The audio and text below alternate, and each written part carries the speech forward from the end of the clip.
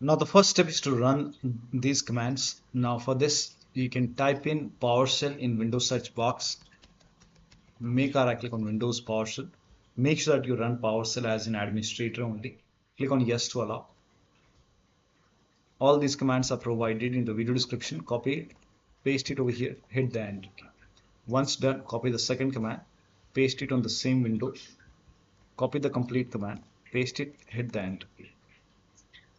Just ignore the error. Now run the third command, paste it, hit the enter key. Now once done, run the last command, paste it, hit the enter key. If you won't receive this error, so if you receive it, just ignore it, and then restart your PC, and after the system restart you can check. If that does not work, open Windows settings, go to Windows Update, and over here if you see retry option, you can hit retry and then check. Now still not working. In that case, go to Windows Update. Here you can see pause update option, so hit pause over here. Now once the update is paused, click on resume updates and then you can check. Still not working. Type in services in Windows search box, click on services, find app readiness, make a double click on app readiness, set this to automatic, click on apply, click on start if highlighted, click on OK, make a right click, click on restart. Now find background intelligent transfer service, set this to automatic, click on apply, click on start if highlighted, click on OK, make a right click and then click on restart. Now find Windows Update services. Somewhere at the bottom you will find Windows Update. Make a double click on Windows Update, set this to again automatic, click on apply, click on start if highlighted, click on OK, make a right click on Windows Update, click on restart. Now you can go back to Windows Update. If you see retry option, you can hit retry and then check. Still not working. The next step is to run these commands. These commands are also provided in the video description. Type in cmd in Windows search box, make a right click on command prompt tab. Make sure that you run command prompt as an administrator, click on yes to allow. Copy the first command, paste it, hit the enter key. Now this will run a scan. The scan will take some time. In my case, the scan is already done. Once the scan is 100% complete, copy the second command, paste it on the same window, hit the enter key. And let the second scan be complete. Once the second scan is 100% complete, then copy the third command, paste it on the same window, hit the enter key. Once the third scan is 100% complete over here, then restart your PC. After the system restart, you can check.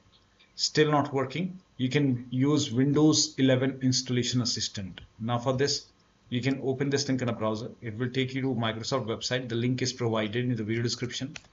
Here you can see Windows 11 installation assistant. Click on download now and then you can run this exe file.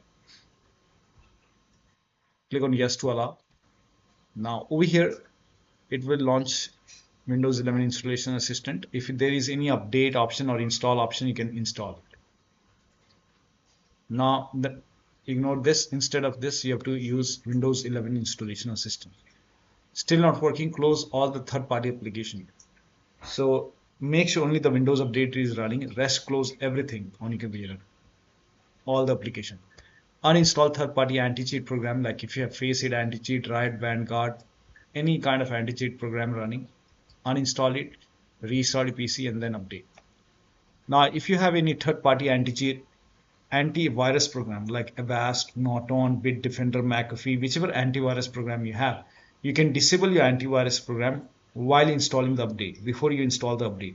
Once you are done installing the update, you can enable your antivirus program once again. Next step is to open Windows settings, go to Windows Update, go to advanced options, scroll down, go to recovery option. Here you can see fix problems using Windows Update. This will reinstall your current version of Windows. Your apps, files and settings will be preserved. So click on reinstall now. This process will take some time. Once this is done, restart your PC and then check. Still not working. The last step is to use media creation tool. Open this link in a browser. It will take you to Microsoft website. Scroll down. Here you can see media creation tool. Click on download now and then you can run this exe file.